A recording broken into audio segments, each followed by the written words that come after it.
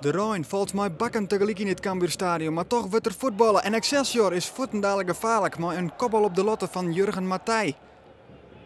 Maar het veld wordt gaandeweg minder en minder. Spelers glieden voet en dat smiet gevaarlijke situaties op. Dit is wel een knappe actie van Adnan Tigadouini om spelen te verdedigers, maar het schot wordt pakt door Jordi Dekkers. Bij Cambuur ontbreekt de zieke Alfons Arts op de bank en daarom had Henk de Jong de leiding. En hij zorgt dat het heel dreig voetballen is op het streamminnenveld. En dan krijg je sokke situaties. Wout Drosten verslikt hem in de bal terug al het wetter en Elvis Manu, hij profiteert. Zo komt Excelsior op een hele goed keerbewijze op vastsprong. Nou, eerste tegendoelpunt, ik wist ook niet waar me overkwam. Ik dacht, ik schiet die bal weg met rechts, maar die bal bleef hangen en toen ook met links. En ja, toen schoot hij weer door en ja, het was heel apart. Maar... Comedy Capers was het. Ja, inderdaad. Het wordt door de omstandigheden een beetje taf als voetbal. Toch beziekt het Cambuur er nou en dan maar een combinatie terug te komen. Dit is Bakker op Skokker. Die zocht El Macrini, die had wat rond te helpt uit. Het schot wordt van richting verloren. En met een boog giet de bal oer de keeper heen en verdwijnt er in de goal.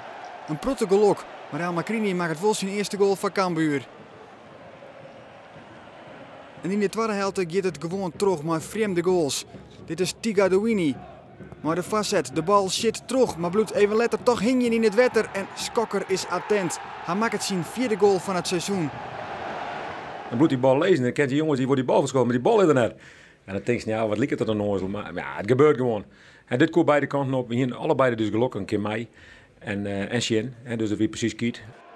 En dan is het weer de beurt om Excelsior om van het veld te profiteren. Het is Vrotten. Cambuur krijgt de bal achterin net voort. Een scrimmage, bal wordt blokt. Nog een keer inbracht en daar zit Djanga van dichtbij. Mooi 2-2. Maar dit baart een paar minuten later. Een knappe actie van Martijn van der Laan. Sliding van Matthij. Is het er binnen of er boeten het strafschopgebied? Er binnen zat de scheidsrechter. En dus een penalty voor de Leouters. En dat poetenkanske liet Erik Bakker net lezen.